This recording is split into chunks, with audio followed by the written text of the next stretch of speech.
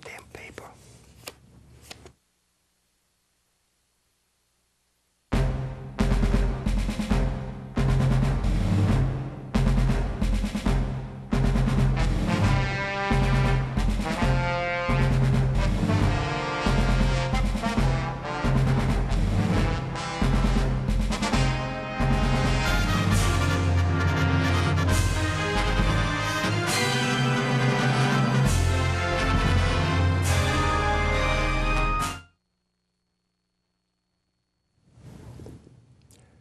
Good morning and welcome again to the Veterans Forum. Today we are again at the studios of the Pittsfield Community Television. Today we have a very special guest, Erwin Carrier. He served on both the Atlantic and the Pacific, and some of the things that he's going to tell us, I know, are surprising, but they're well worth listening to. To get started, would you tell us your name, please, and spell your last name? My name is Erwin Carrier, C-U-R-R-I-E-R. What were your branch of the service, and when did you enter the service? I entered the service August 10th, 1942. And you left it in? December 20th, 1945. A lot of blue water under you, huh? Okay. A little bit. Yeah. 3 years, 4 Okay. 3 years, 4 months, and 10 days. Yeah, my dad said one time you couldn't hold on a real job, so the Navy took you. Now let's build a little history. Where were you born, and how was it growing up back in, quote, the older days? I was born in Albion, Maine, September 21st, 1920. It was my father had a little farm with a bunch of cows and stuff, and well, at age 7, my folks thought we ought to go to a more educational city where there was more schools. So I did start school at age 7 in Albion. We went by horse and wagon back and forth to school. In the wintertime, we went by a sled with it's kind of a box with a couple of things that opened up that you could get air and see what was going on. Wow. Yeah. So, but we moved to Farmington, and my father took a pair of horses and a cart and moved us about, I don't know, 50 or 60 miles back and forth with the cart. it must have been a long, cold drive sometimes. Yeah, my father did the moving, and he slept overnight with the horses. And yeah, we moved to Farmington. Yeah. Okay. Now, when did you get the idea that you'd like to be in the Navy? What started all that?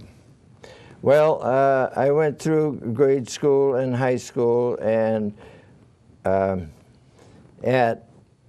the end of high school, there was quite a bunch of disturbance in Germany, and I was always interested in radio. I was tearing old radios apart and building them and stuff like that. But then, well, if I do have to go in the service, where would I go? I didn't really want to be in the Army, but I was thinking about the Merchant Marine, and qualifications had to be a licensed radio operator or something like that. But my mother suggested that we take a trip to our brother's house, and well, of course, with my uncle Fred in Madison, Wisconsin. So we jumped on the train and went out there, and he got me into a vocational school, and I got my radio license and stuff there while I was at that time. And I went to, one evening, I went to turn my radio on because I was always shooting the breeze before I went to bed. And there wasn't anybody on. I said, CQ, CQ, where is everybody? And the emergency coordinator come in, he says, Pearl Harbor was just bombed, and there will be no more radio communications for the duration of the war. So after I got my license, they shut me right down. So I had to pack up my gear and head back home. So I went back to Farmington. And At that time, they said if you had a job prior to the war, you were entitled to it after. So I got a job with the Western Union in a floating gang, setting poles and transferring wires. And it was all over New England. So I was starting to learn to climb and all that, and with my hooks and all that. Mm-hmm. And so that was my job. And then I says, well, I guess it's getting close to either I'm going to be on the draft or I'll have to enlist. So I went down to Portland and I signed up, and I told him that I had some experience in radio. I was a radio operator, and they says, well, let's make you a specialist. Oh. We will, instead of sending you to boot camp, we will send you to a radio school. Okay. So they taught me to type. The phonetics were all different than the regular statewide phonetics on the code. Mm-hmm. So I had to learn all that and everything. And so in Bedford Springs, Pennsylvania, was off the Pennsylvania Turnpike. It was the Navy must have taken it over. It was an old hotel with big porches on it, all made of wood and everything.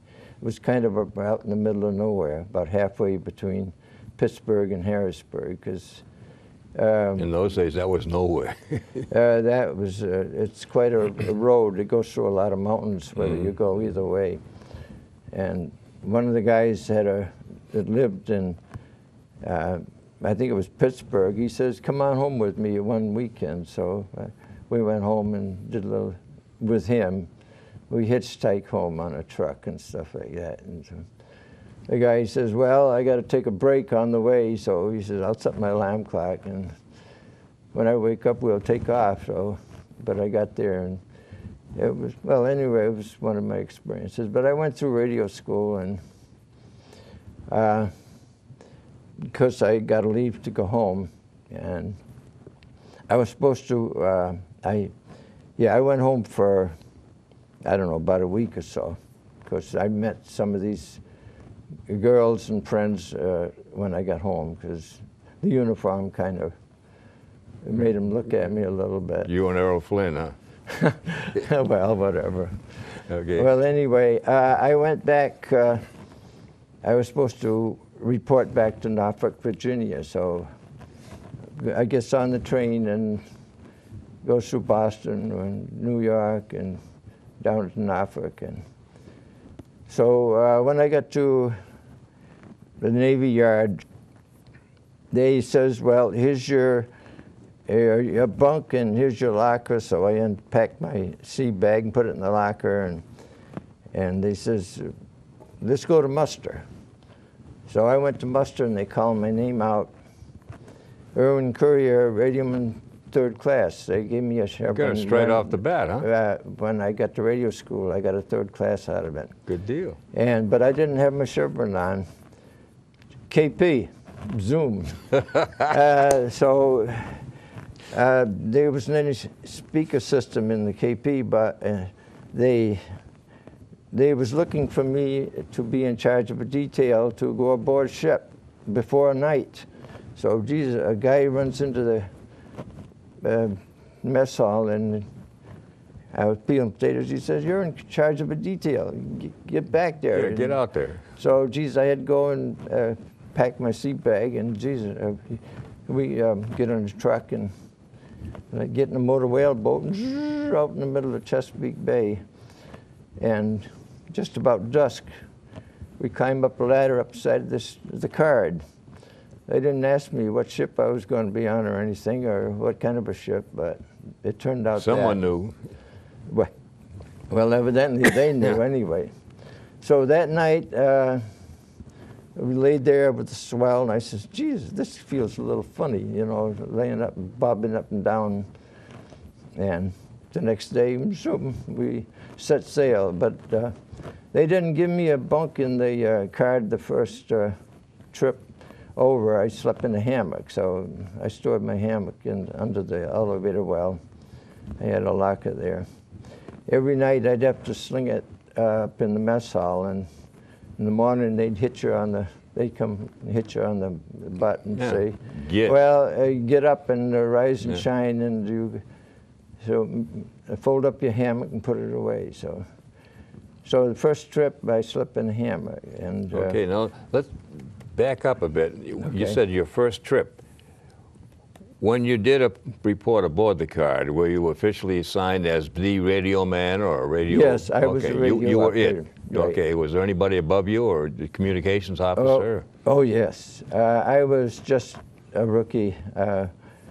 The ship had come, was made, I think, in Washington State, but it had come over to East, and I think we were pretty much the first trip they made out.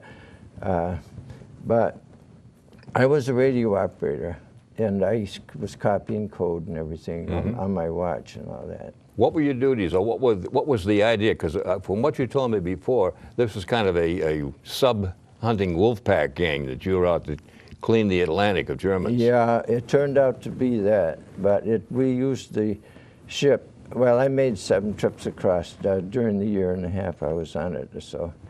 But the first trip, we didn't go out submarine looking. We escorted a merchant convoy over to Casablanca. Oh. So we just went as fast as the slowest ship. Mm-hmm. And it was, we had no problem with any trouble with submarines or anything. We made it it was just a nice, pleasant trip.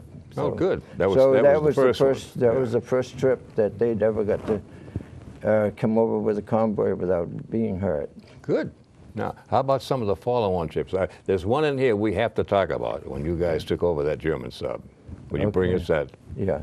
Well, after we left Casablanca, we went out looking for submarines, and I don't know which trip was what, but I think one of the first ones was, I don't think we had any trouble with them, but then we was out there for a month or so, and then we came back stateside. And then we'd go out again, and there was, at one time they had a little trouble with one of our destroyers. Well, we had 3 destroyers. They were, they call them... My task group or something? Yeah, it was in a task group Okay. that accompanied the carrier. One would be leading and one would be left and right of the bow. We kind of went in that formation all the time. But one night, they were old 4-pipers. They had been converted from coal to oil, you know, from the First World War. They were oldies, but they would do about 26 or 8 knots or something. They were pretty good. Like greyhounds. Well, That's what they told me anyway. well, anyway, the Bory had a little, they got a sonar signal, and they started dropping off depth charges, and they brought the submarine to the surface, and this was in the middle of the night. And they says, well, we can't see you and you can't see us, but there was always radio silence aboard ship and no light whatsoever at night. They even made us dye our white hats so that they wouldn't be... Whoa, nothing going on. So it would be unnoticeable, and our ship was camouflaged anyway, so it wasn't all one color, you know. But anyway, they had a little tussle with, they was trying to ram each other. They who? The submarine, well, to start with, the Bory sent up a flare. That was one of your ships? No, that was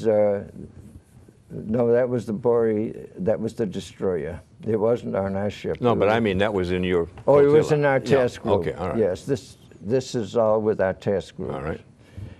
And then they could see each other, and they started ramming each other, the destroyer and the submarine, and the submarine disabled the card so that it lost power, so it was just flopping in the water. But evidently the rammings of each other, the submarine went down with bubbles coming up, so they had credit for their Getting one. getting rid of it. Yeah, so the personnel had to come off of the card, I mean the Bory, Okay. onto another destroyer. And of course that left us with only 2 ships left. So then we had to go, I think we went back home, or whether we went to the Casablanca or back to the States, I don't know. Oh, but anyway, when we got 2 ships, we had to get out of the, fighting, looking for something. I have to show this if I can find it, because this is tremendous information. Here we are. Okay. Oh, this was another situation. All right. Well, this is the one I was talking with. Okay, that happened. I think they found a bunch of submarines that were fueling, and they couldn't submerge. Well, it would be useless for them to submerge when we are around, because we would get them. So we took. We had about 25 or 30 Germans. We took them off the submarine and scuttled the submarine and brought them aboard our ship. And the captain was turned out to be sick, and I guess he passed away. Yeah. So they buried him at sea from our ship. Yeah. I'm taking a second, but I'd like to read this. It's to me, one of the best parts of any service, where you recognize, even though the guy's an enemy, there is some respect because he is doing his job as you are doing yours. Let me read this. The captain's death at sea. The photograph illustrates a brief lifespan of most German U-boats and their crews. Less than 10 months after Lieutenant Hans Steen had taken command of the newly commissioned U-233 in September of 1943, and before he could record his first kill, an American hunter-killer group caught and depth charged his boat. Destroyers forced the U-233 to the surface, then rammed it, shelled it, and sank it. Rescued by the carrier Card, Stern received medical care but died a day later and was buried at sea. And this is his burial at sea. We commit the body to the deep. I think it's a wonderful story. And it just shows that everybody respects one another. Okay, now, any other incidents, if you will, in your 7 or 8 trips across the Atlantic that you'd like to recall? Outstanding. Oh, yeah. Well, we had another destroyer, it was named Leary, and they got caught out there with 2 or 3 submarines, and they sank the Leary, which was one of our destroyers. And the personnel aboard the Leary, I think a few of them got off, but most of them were lost at sea. They were floating in the ocean on their life jackets, and we had to pick them up. Another destroyer picked them up, but that left us when there's one destroyer lost, and the other one is out helping the other one pick up the rescue and the personnel. That left only one destroyer to protect our ship, the Card, which was a carrier. So we kind of come in together, and that's how I happened to see him picking up the personnel. It's not good duty, but it had to be done. Yeah. Okay. Oh yeah, about the Bory. The Bory was, like I said, it was left floating. We had to scuttle it the next day. They tried to sink it with a torpedo, but torpedo went right underneath of it. So they had to bomb it. The planes went up and bombed it, and they set it on fire, and they finally sunk it. So we had to sink it. So the planes from the Card went and took care of that. Yeah. Oh, well, it had to be. Yeah. All right. Now,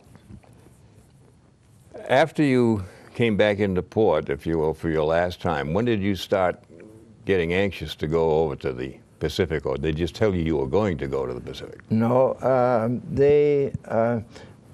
okay, well, I want to fill in just a little bit. I had trips back and forth. I made this, the last trip that I went over, I don't recall which one that all these incidents happened, but we did come back from Casablanca, and we ferried back P-38s, P-47s, and 51s. They were all full of bullet holes. Oh. And we were supposed to bring them back for reconditioning.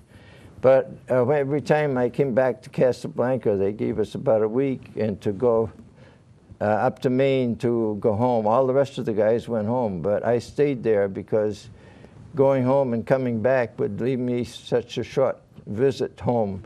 I didn't go home for a year or so. Ooh. And then I says, well, after all of this exercise we had out here, I says, well, maybe I'll get a chance to go home if I transfer. They wanted personnel to man a new ship, which was made in, New Jersey or something, Bennington. Mm-hmm.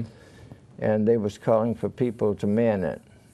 And I put in for transfer. I says, well, maybe I'll get a chance to go home because I hadn't been home for all that time. That's the reason I transferred, because I wanted to go home, because it's been I didn't, you know.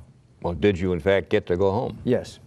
30 days, 10 days? Well, I was quite a while. We came back and to the Brooklyn Navy Yard, and I don't think it was quite ready to go on. I stood radio watch and was kind of free to come and go, more or less, for a while. And then we took a trip to, they finally shook it down anyway. We went to Trinidad and came back and shook it down. Then they went into port and they made some alterations. Want to explain to some of the people what shakedown means? Because a lot of people don't understand what a shakedown cruise is. They take the ship for a run. It's never been on sea or on the ocean to see how the engines sound, and I don't know. They just try the ship out and make sure. Bring everything out to make sure it's doing what it's supposed to do. And whatever they found wrong, they went back into port, and they said that, well, we will give liberty. So I was all ready to get off. I was by the officer of the deck, and I said, then started down the gangway. All liberty has been canceled, but I didn't turn around. But we came back the next morning. He says, you must have been one of the guys that didn't turn around. So, but we had to lug ammunition, 5-inch shells or warheads, off the ship. This continuous line all day long, while they were working on the ship. So that was one of the details we got to be when they came back in. Okay, but then when did you finally deploy to the? You went through the canal. Yeah, and then after they got through modifying the ship, we set sail and went through the Panama Canal. I made liberty in Cologne on the east side, and they put running boards on the ship because the ship is so wide that it would just barely fit through the canal. Mm-hmm. And at one time we scraped a little bit, and we was on a gun sponson, one of those things that bulge out. Yeah. And get off of that, get off of it. If it collapses, you're going to be in the middle. So, but we go through the docks, through that lake in the middle, and on the Panama side, the city on the other side, the other part of the ship made liberty over there, and they took the running boards off the ship. And then we started going up the coast. Where'd you end up as a home port on the West Coast? Was it Bennington? We went into San Diego, under the Golden Gate. I said, will I go under that bridge? And zoom, we got under it. There was room enough to put another ship under there. That was high. And the airplanes was flying down and showing off. They weren't supposed to fly under the ship. Oh, underneath? Under the bridge. Oh, but yeah. It wasn't airplanes. It was some plane from someplace around there. They was just showing us when we was... Oh, makes you feel good. And we went by Alcatraz and went into San Diego. Well, on New Year's Eve, I was at the Circle Bar with shot and a beer and a cigar. Is the picture there? Then? Oh yeah, we just happen to have one. I'm pretty sure I got, because I've got so much stuff here that's ridiculous. Yeah. Oh, this may be the one. Can we get a shot of this, if you will, on the camera? Yeah. Of course, this is me over here. My buddy, we always paired up. Good and clear? Okay. So that's the way you celebrated New Year's, huh? Yeah, New Year's, yeah. Okay. Now, this must have been the beginning, if you will, of some of the stuff that you guys did in the Pacific. I'd like to hear some of those stories. Yeah, well, the next day, we set sail, and we went back under the Golden Gate and headed for Hawaii. So I made Liberty in Hawaii, and then we took off for Ulithi, and we just kept going. Ulithi turned out to be our forward headquarters. It was an island in the Pacific. Well, of course, when we went over the international date line, 180th, to get there. And from there, we fueled and took on provisions and stuff. And we made our trips from there to different places, and we got a map on that, too. I sure do. Yeah. I like the way you mentioned to different places here.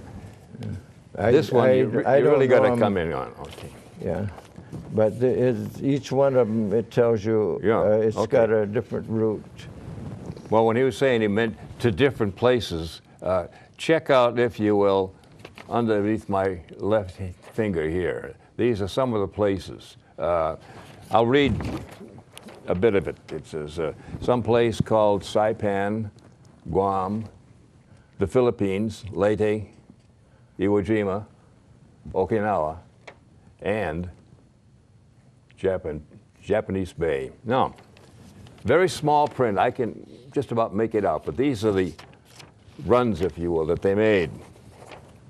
The first cruise, they struck Tokyo on February 16th and 17th, Chichi-ima on February 18th, close support for Iwo landings February 20th and 23rd, then back to Tokyo. Dropped in on Okinawa on March 1 and went back to Ulithi. The second cruise, we struck Kyushu, Kure Naval Base on March 18th and 21st, pounded Okinawa and surrounding islands from March 23rd to the 31st. Close support April 1, which was the invasion day of Okinawa. I happened to be there that time, and it was also Easter Sunday and April Fool's Day. You can take your pick, however you want to read that one. On the third cruise, they struck Kyushu on May 13th. They went back to Okinawa, and on the 17th of May through the 5th of June, when the typhoon damaged the ship, that was a problem.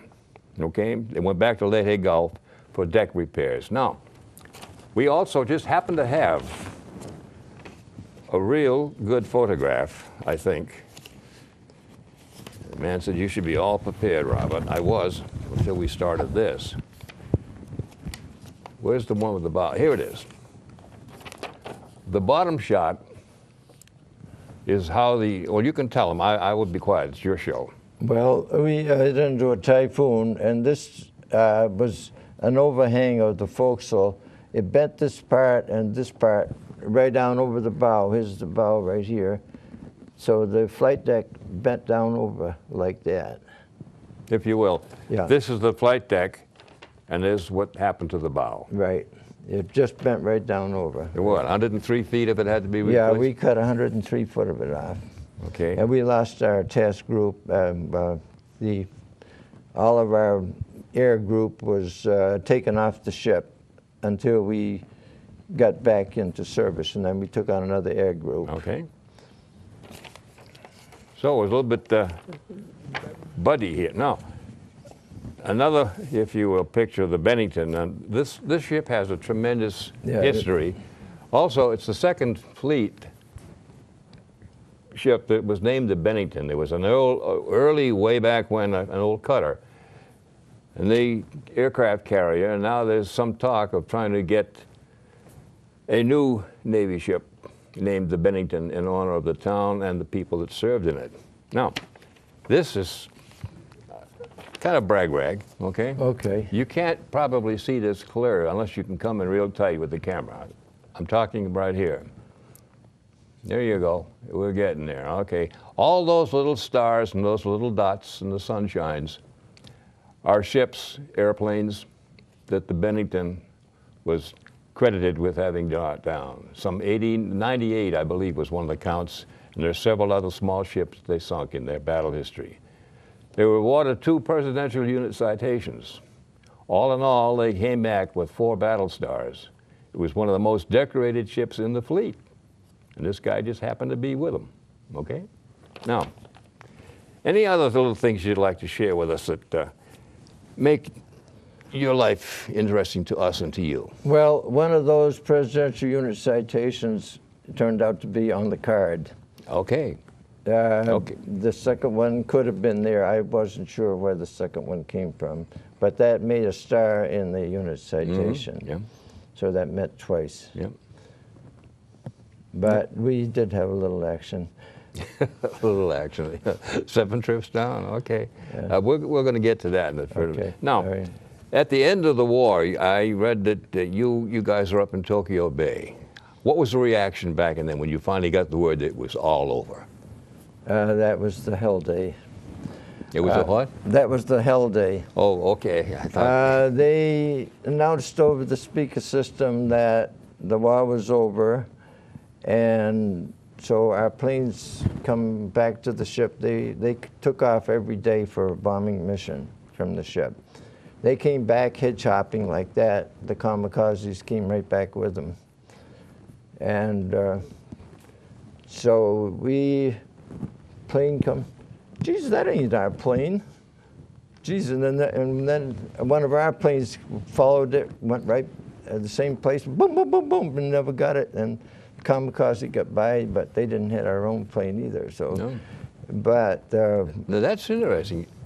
Did you believe that the kamikazes per se hadn't radio contact to know that the war was over and they should either ditch or go back home, or what was? well, that's weird. there was VJ Day.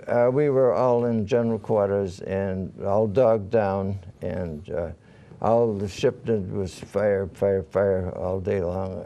The guns was going after VJ Day till late in the afternoon. They started to quiet down, but I was in Radio 3 back aft in the rear, and I says, what the heck, I'm going to go out and get a breath of fresh air. So I got out on the sponson just under the overhang of the flight deck, you know, over the fantail. Yeah.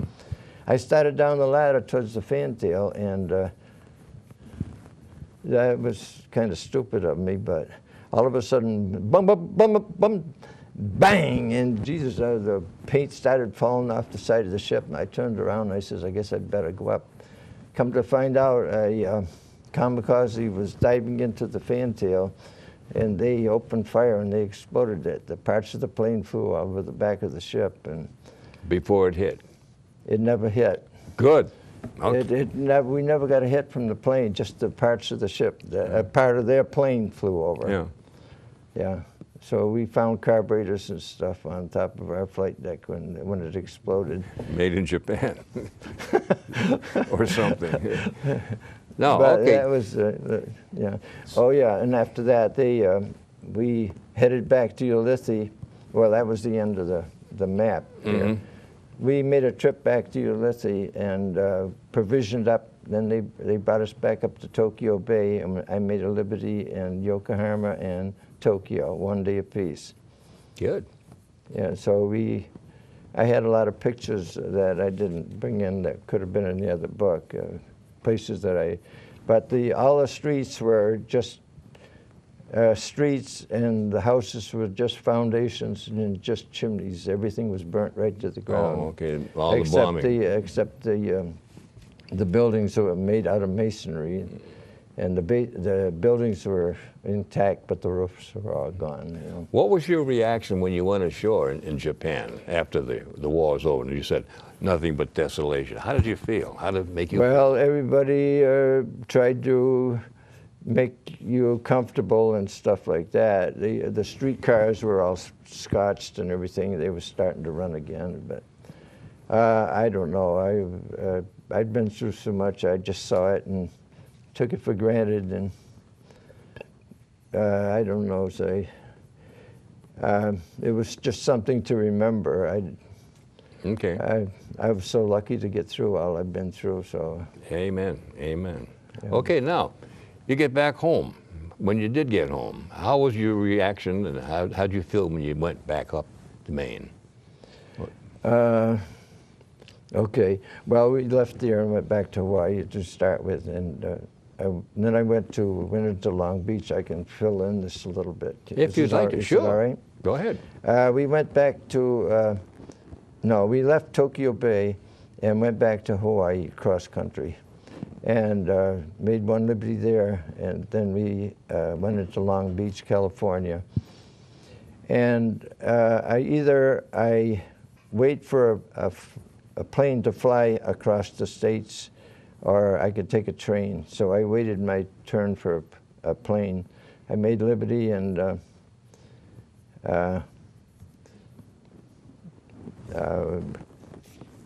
Hollywood, and saw a lot of that Hollywood stuff, and saw Wee Bonnie Baker and one of the studios, and some of the bars and stuff. But Just some of the bars. You didn't hit them all. no, You tried, though. just Jack Dempsey and stuff like that.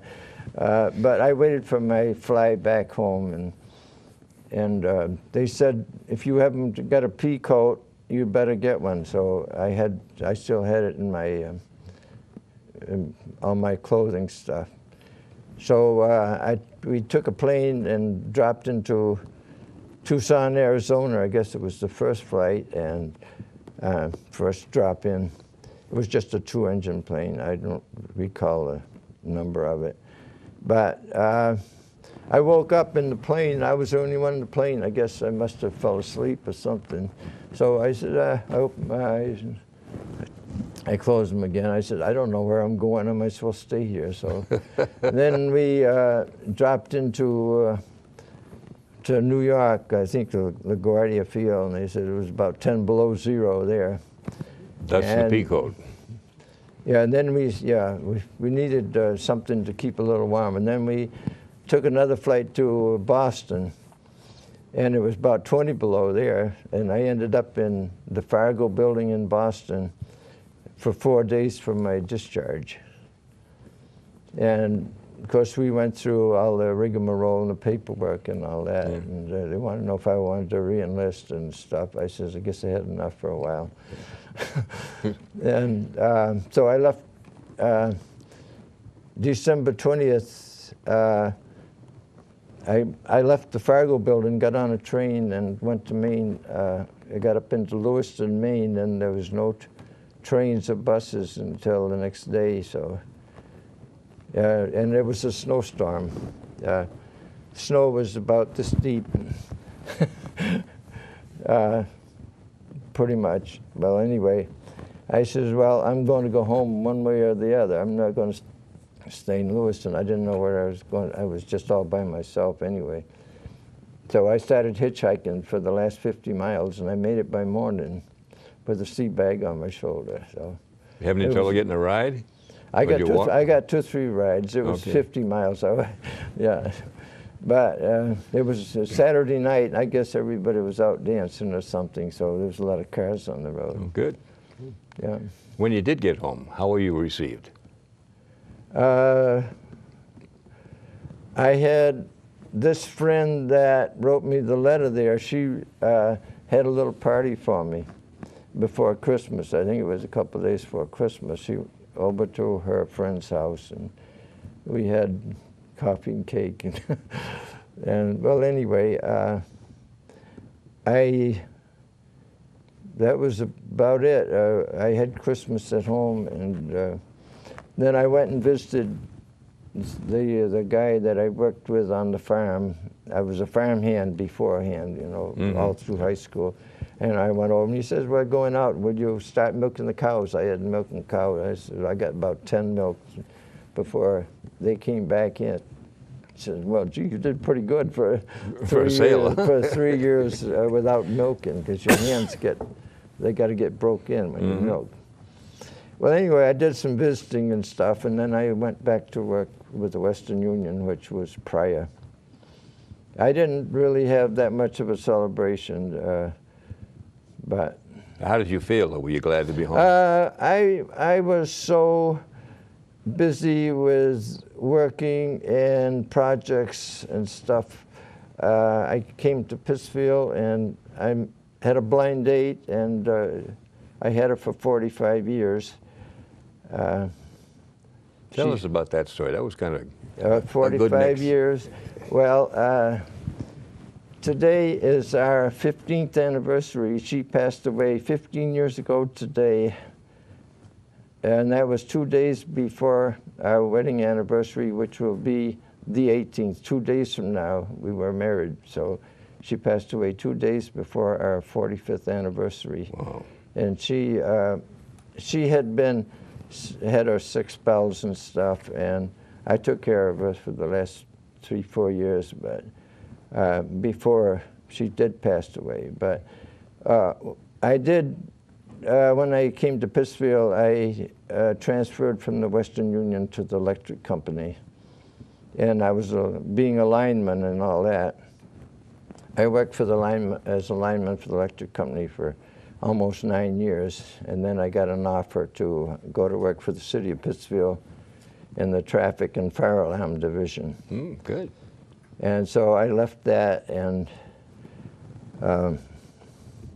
the electric company, I had got hit with 4,800 volts, and I don't know, blew holes out of into my hooks and stuff, and I don't know, the shocks were pretty heavy when with the electric company, and I had the ladder collapse under me, and I folded up in the middle when I was putting in the guy wire, and I don't know, there was, because the first day I worked for the electric company, that says you're coming into the shop and we'll show you around. So they did for about an hour, and then they took me up to County Road in Beckett, and it was about 20 below zero up there. We was stringing wire up there, and all the trucks froze up, so they had to bring in trucks from the electric company to bring us back, because they couldn't keep them running. Oh, gosh. One of them was just idling all day, and the rest of them froze up. So, but that was the first day of the electric company. I can go on and on, but then I went to work for the city of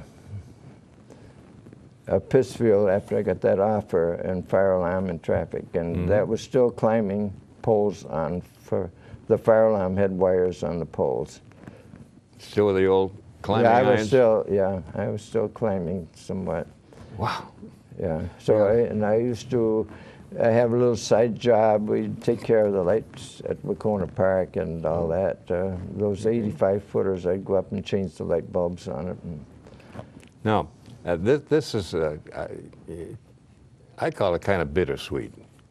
But you gave me this card. Oh, this. I'd like you to walk that through with the gang. Let me get this out of your way. Okay, I'm sorry. I thought it was my all right. hat. It's paid for. I'm fidgety all the time. I was on the card, and I had a brother-in-law that was on the Corps, which was a sister ship to the card. The card would be coming in, the Corps would go out.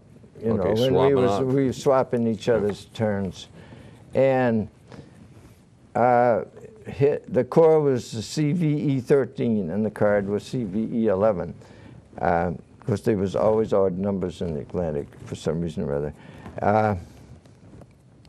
But we ended up marrying sisters. He was on the Corps, and we would, when we were, my wife was my blind date and her sister. We would go out together, you know, dancing and stuff. I was always a dancer anyway. My wife danced 40 years with me anyway. Oh. We danced 100,000 miles at least. Old twinkle toes. Huh? But we ended up by marrying sisters. He was from Dalton, Mass., and I was from Farmington, Maine. But it took... Two different ships out here in the Atlantic, and we married the sisters in Pittsfield. Makes for a good word, doesn't it? Okay. Yeah, he was from Dalton. Now, did you guys have any kids, any children? Yeah, we had... my wife had 2 children already. One was born in, she was a little older than I by 7. She had a son that was born in 35 and a daughter born in 45. And Judy was born in 57.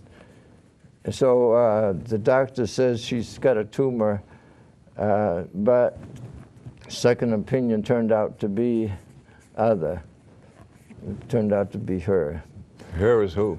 Judy. Oh, a big tube. Yeah, well, she was born a week before I was, on September 14th. But, well, you want me to get into this other deal? My real sister was born on September 13th, but my wife had water broke and she was breached, so I took her to the hospital, but she wasn't born until the next day, which was September the 14th.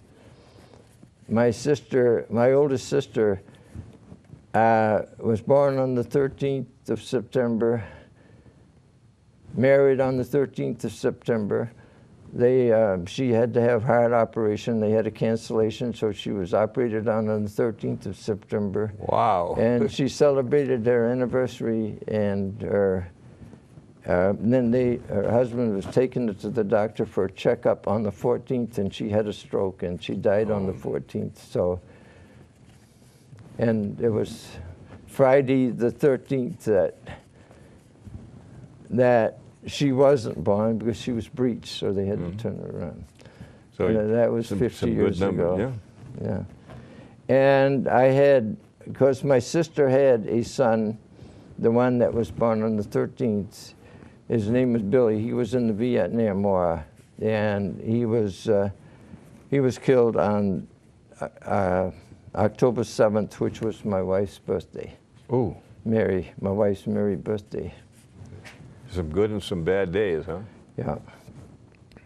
Now that you're retired and all that kind of good stuff, what do you do to keep out of trouble? Did you join any outfits like, say, the Legion, the VFW, DAB? Well, yes, I joined the American Legion in Maine, but I didn't belong to them very long because I left to go to the Western Union. And I came down here, and when I was working for Fire Alarm, one of the guys that was working said he had signed up from the VFW, so he says, why don't you sign up? So I did. You did? Yeah. Okay. So it's about 40 years I've been with him, I guess. Have you been active in the VFW? No, I just collect my pin. Every 5 years they give me another pin. Oh. But I just got I joined the union with the electric company, the IBEW, International Brotherhood of Electrical Workers, and I just got a certificate. I've been a member for 60 years. I just got it in the mail. So you finally found a job you could hang on to then, huh? Well, I kept up the IBEW union after I left the electric company and joined the city union. Now, what do you do? Do you have any kind of hobbies that kind of fill the day? Well, I do a little, I was always, I worked on lawnmowers because my wife had a lawnmower business, and for a while I sharpened lawnmowers, the real type, you know, with the blades that revolve. And I got into that, and finally I got out of it, and I took a GI course in radio because I was always in radio and TV repair and stuff like that, because I was always playing with radios ever since I was knee-height or a grasshopper. And let's see, okay. Oh yeah, I built in the course, there was test equipment, signal generators, and the final project was a 21-inch television, and I put it together piece by piece and made it work. Good.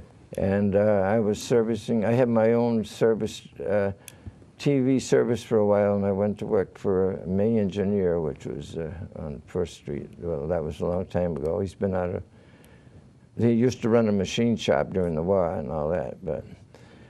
So I was, I did that for a while, and then I got pretty good in the traffic stuff. I was starting to service quite a lot of that. I went to quite a lot of traffic seminars and stuff like that. And we had 2 or 3 breakdowns with the new electronic stuff, and I took some old gear that was laying in the shop and recammed it up and put it into service. And made it work, huh? Got a little, made them work, and got a couple of write-ups about that. Yeah. Now you told me you did sell, you like to play at woodworking. Oh yeah, I do. I do a little woodworking now. Yeah, I started diddling with it. When Judy got married, I made a coffee table and end tables for them. They still got them. I made her husband drew me a picture of a wishing well, and we put together a wishing well. Huh. And it was made out of junk that my son John up in Adams had left over when he put a patio on top of his garage roof, and it was pressure treated stuff. So then I made one for myself, but I couldn't put one handle on the wishing well. I had to have 2 handles on, so it was one up here and one down here. So. Well, that calf gun. Yeah, but you can only use it. It's so big that it takes 2 guys, one on each handle, if you're going to use both of them. But it was just a showpiece. The roof was made of shingles. I used cedar shingles, and I roofed it over with cedar shingles on mine. Okay. Now, I'm going to, that's the word, take some license here. Okay. Erwin did not have or does not want to bring his collection, we call it, his ribbons and citations. I'd like to read the bottom of this little paragraph here. Significant awards, okay? Navy Presidential Unit Citation with 1 star. The Navy Good Conduct Medal. Good, okay, that means you never got caught. Okay? That's what they told me anyway. All right. World War II Victory Medal. The American Campaign Medal with star. European, African, Middle Eastern Campaign Medal, 2 stars. Asiatic Pacific Campaign Medal with 3 stars. As he said, he just happened to be around doing things. The guy's had a great life, done some wonderful things, and all we can say is thank you. But we mean it, and I mean it, and it's been my pleasure. Yeah. And come back and see us, okay? Okay. And whatever you do, stay out of trouble. Okay. Can I tell you about this? You can do anything you want, my buddy. Anybody that was in the on water can call www.loansailor.org and apply for an application, and you can have this put into Washington, D.C., which is the Lone Sailor. They have a big memorial in Washington, D.C. Okay. They send you flyers and stuff and telling you about different reunions, different ships reunions and stuff. So anybody can join this. Okay. If you would, if they wish. All right. But I found it in a VFW magazine, and I applied, and this you are. They charge you so much for this part and so much for the picture. Well. And this was a picture when I was about 24 years old. Good looking guy, huh? With your star. Now, this brings up something else. On all the other programs, I've been asking people if they would to come and share their experiences. But also, some of you have said, hey, I would like to kind of help. I don't know that I want to be on the program, but what we'd like to do, if you'd like to, we need help to man the cameras, do the lighting, and so forth. It's not scary, it's not hard to do, but we do need the extra bodies. So if you'd like to try helping along that line, please contact us here at the studio. The phone number is 445-4234, and ask for Norm or me if you want to, and let us know what you'd like to try and do. We're here to help everybody. Again, this is your program. We hope that you will come forward, every one of you, guys and gals, to share what you've done. Okay? Again, the name is Bob Stevens. I thank you for listening, and please come and see us. We're here and we'd like to help you. Goodbye.